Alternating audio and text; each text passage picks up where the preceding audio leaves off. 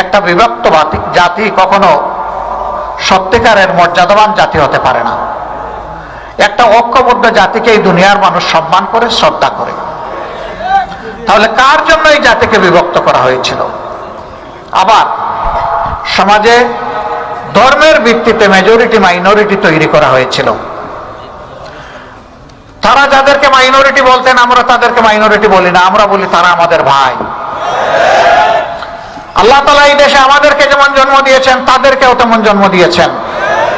বাংলাদেশের সংবিধান সবাইকে ইকুয়াল রাইট দিয়েছে, অধিকার দিয়েছে। সুতরাং আমরা যেমন এদেশের গর্বিত নাগরিক, তারাও এদেশের গর্বিত এবং মর্যাদাবান নাগরিক। আমরা ভিন্ন চোখে কাউকে দেখতে চাই না।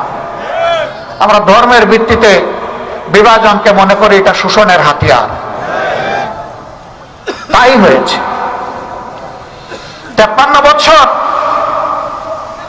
আওয়ামী লীগ যাদেরকে মাইনরিটি মাইনরিটি বলে মুখে ফেনা তুলেছে আর মায়া কান্না করেছে, আমি আল্লাহর উপর ভরসা করে বলছি, আমার বিবেকের দায়বোধের জায়গা থেকে বলছি, আজকে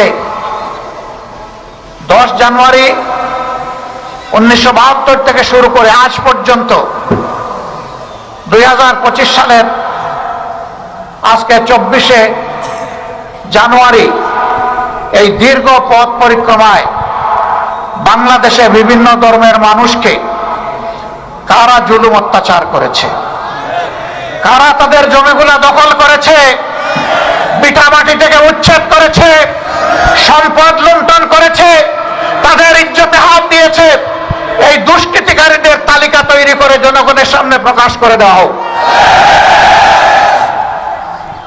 এই কাজ যারা করেছে তারা সমাজের কালো এবং কুৎসিত চেহারার মানুষ।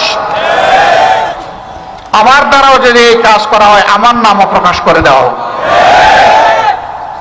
বাংলাদেশের জনগণ জানুক এরা কারা, এই খুনি দুঃখাবাস কাকে, এটা বাংলাদেশের মানুষকে জানতে হবে।